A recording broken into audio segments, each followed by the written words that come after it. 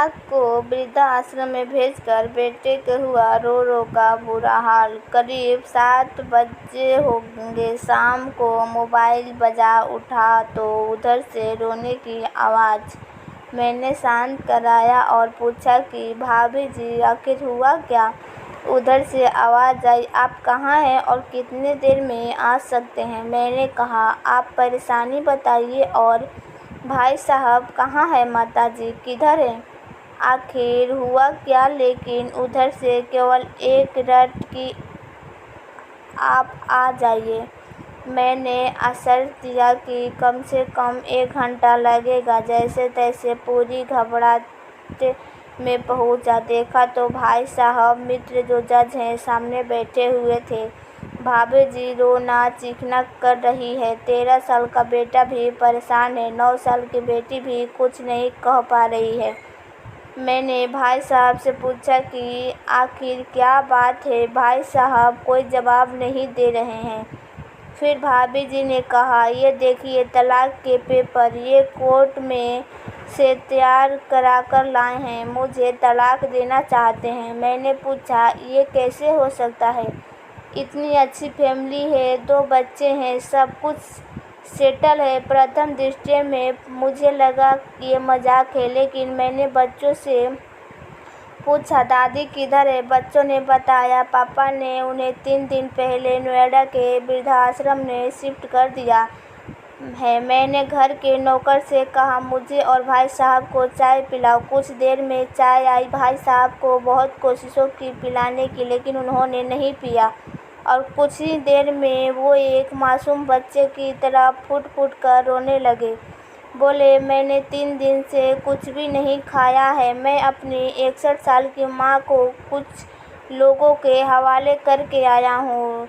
इसके लिए मुसीबत तो हो गई है कि पत्नी ने कसम खा ली कि मैं माँ जी को ध्यान नहीं रख सकती। ना तो ये उनसे बात करती थी और ना ही मेरे बच्चे बात करते थे।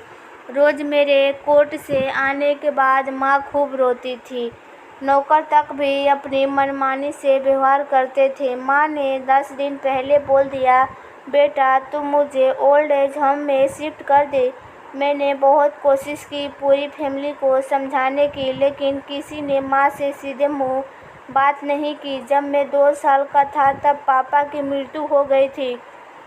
दूसरे के घरों में काम करके मुझे पढ़ाया, मुझे इस काबिल बनाया कि आज मैं जज हूँ। लोग बताते हैं माँ कभी दूसरे के घरों में काम करते वक्त भी मुझे अकेला नहीं छोड़ती थी। उस माँ को मैं ओल्ड एज होम में कैसे शिफ्ट करके आया हूँ। पिछले 3 दिनों से मैं अपनी माँ के एक एक दुख को याद करके तड़प रहा हूँ, जो उसने केवल मेरे लिए उठाए। मुझे आज भी याद है 10 की परीक्षा में अपीयर होने वाला था। माँ मेरे साथ रात रात भर बैठी रहती। एक बार माँ को बहुत फीवर हुआ। मैंने तभी स्कूल से आया था। उसका शरीर गर्म था, तप रहा था। मैंने कहा, माँ मुझे लीवर है। हंसते हुए बोली, अभी खाना बना रही हूँ इसलिए गर्म है।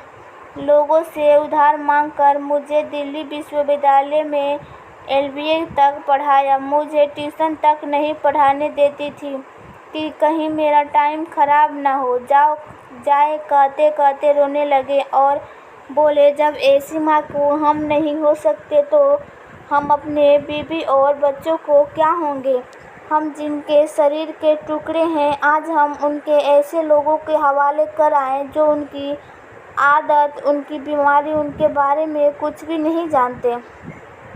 जब मैं ऐसी माँ के लिए कुछ नहीं कर सकता तो मैं किसी और के लिए भला क्या कर सकता हूँ। आज़ादी अगर इतनी प्यारी है और माँ इतनी बोझ लग रही है तो मैं पूरी आज़ादी देना चाहती हूँ। जब मैं बिना बाप के पल गया तो ये बच्चे भी पल जाएंगे। इसलिए मैं तलाक देना चाहता हूँ। सारी प्रॉपर्टी इन लोगों के हवाले करके उस ओल्ड एज होम में रहूँगा। कम से कम मैं माँ के साथ रह तो सकता हूँ। और अगर इतना सब कुछ करके माँ आश्रम में रहने के लिए मजबूर है तो एक दिन मुझे भी आखिर जाना ही पड़ेगा। माँ के साथ रहते रहते आदत भी हो जाएगी। माँ की तरह तकलीफ तो नहीं होगी, जितना बोलते उससे भी ज़्यादा रो रहे थे। बातें करते करते रात के 12:30 हो गए थे। मैंने भाभी जी के चेहरे को देखा, उनके भाव भी प्रयासित और ग्लीन से भरे हुए थे। मैंने ड्राइवर से कहा, अभी हम लोग नोएडा जाएंगे। भाभी जी और बच्चे, हम सारे लोग नोएडा पहुँचे। बहुत ज़्यादा रिक्वेस्ट करने पर गेट खुला। भाई साहब ने उस गेट कीपर के पैर पकड़ लिए, बोले, मेरी माँ है, मैं उसको लेने आया हूँ। चौकीदार ने कहा, क्या करते हो साहब? भाई साहब ने कहा, मैं जज हूँ। उस चौकीदार ने कहा, जहाँ सारे सबूत सामने हैं, तब तो आप अपनी माँ के साथ न्याय नहीं कर पाए, औरों के साथ क्या न्याय करते होंगे साहब? इतना कहकर हम लोगों को वहीं रोक कर वो अंदर चला गया। अंदर से एक महिला आई जो वार्डन थी। उसने बड़े कातर शब्दों में कहा, 2 बजे रात को आप लोग ले जाके कहीं मार दे तो मैं अपने ईश्वर को क्या जवाब दूंगी? मैंने सिस्टर से कहा, आप विश्वास करिए, ये लोग बहुत बड़े पश्चाताप में जी रहे हैं। अंत में किसी तरह उनके कमरे में ले गए। कमरे में जो दृश्य था उसको कहने की स्थिति में मैं नहीं हूँ। केवल एक फ़ोटो जिसमें पूरी फैमिली है, और वो भी माँ जी के बगल में, जैसे किसी बच्चों को सुला रखा है। मुझे देखी तो उनको लगा कि बात ना खुल जाए, लेकिन जब मैंने कहा हम लोग बोले आए हैं, तो पूरी फैमिली एक दूसरे को पकड़ कर रोने लगी। आसपास के कमरे में और भी बुजुर्ग थे। सब लोग जाग कर बाहर तक ही आ गए। उनकी भी आंखें नम थी। कुछ समय के बाद चलने की तैयारी हुई। पूरे आश्रम के लोग बाहर तक आए। किसी तरह हम लोग आश्रम के लोगों को छोड़ पाए। सब लोग इस आशा से देख रहे थे कि शायद उनको भी कोई लेने आए। रास्ते भर बच्चों और भाभी जी तो शांत रहे, लेकिन भाई साहब और माता जी एक दूसरे की भावनाओं को अपने पुराने रिश्ते पर बिठा रहे थे। घर आते आते करीब 3:45 हो गया। भाभी जी अपनी खुशी की चाबी कहाँ है ये समझ गई थी। मैं भी चल दिया, लेकिन रास्ते भर वो सारी बातें और दृश्य घूमते रहा।